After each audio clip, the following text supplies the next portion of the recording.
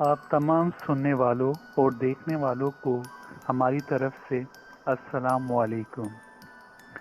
हम उम्मीद करते हैं कि आप सब खैरियत से होंगे और हमारी दुआ है कि अल्लाह ताला आप तमाम सुनने वालों और देखने वालों को अपने हिफ्ज़ व अमान में रखे, आमीन।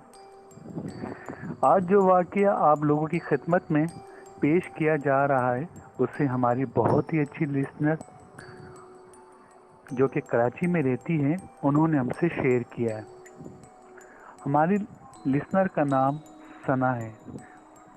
सना अपना वाक़या कुछ इस तरह बयान करती हैं कि वो फर्स्ट ईयर में पढ़ रही थी और जून जुलाई की छुट्टियां हो गई। उन्होंने ये चाहा कि वो क्यों ना घूमने फिरने के लिए रावलपिंडी चली जाएं। रावलपिंडी में उनकी कज़न रहती थी। वो ये कहती है कि हम रावलपिंडी में पहुंच गए। उनका वक्त बहुत अच्छा गुजर रहा था। वो हर रोज़ कहीं ना कहीं घूमने फिरने जाया करती थी। सना कहती हैं कि एक रोज़ उन्होंने अपने कज़न के साथ रावलपिंडी के एक जिना पार्क में घूमने का इरादा किया। जिना पार्क रावलपिंडी के हसीन पार्क में से एक पार्क है।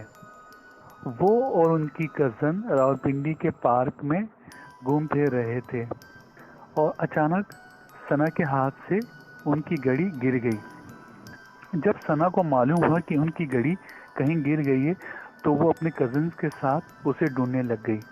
पार्क में और भी बहुत से लोग मौजूद थे। अब उन्होंने थक हार कर ये फैसला किया कि लगता है किसी ने उनकी घड़ी उठा ली है। अब वो घड़ी उन्हें मिलने वाली नहीं है। बहरहाल रात के 7 बज चुके थे और उन्होंने वापसी का इरादा किया। सना कहती हैं कि जब हम पार्क से निकल रहे थे रास्ते में हमें एक शख्स मिले। वो कहते हैं कि उन शख्स की उम्र तकरीबन 50 साल से ज़्यादा की होगी। वो शख्स उनसे कहते हैं कि बेटी, मैंने सुबह से खाना नहीं खाया है, बराए मेहरबानी आप मुझे खाना खिला लें।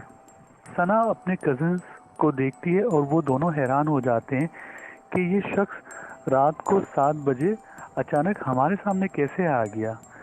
वही कहती है कि जब हम निकले थे तो रोड सुनसान थी और वहाँ पर कोई भी शख्स नहीं था। बहरहाल गाड़ियाँ कुछ चल रही थी। बहरहाल उन्होंने अपने गाड़ी के अंदर बैठती हुई कुछ पैसे उन्हें बुजुर्ग को दे दिए।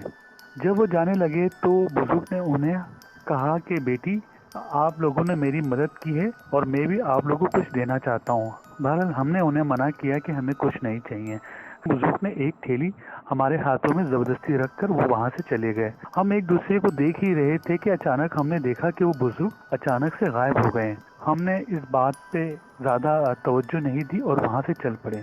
थैली मेरे हाथ में थी और मेरी कज़न ड्राइव कर रही थी। सना कहती है कि मुझे तजस्सुस हुआ कि इस थैली के अंदर है क्या। हम गाड़ी चला रहे थे और हमने इरादा किया कि घर जाकर इसे देखेंगे।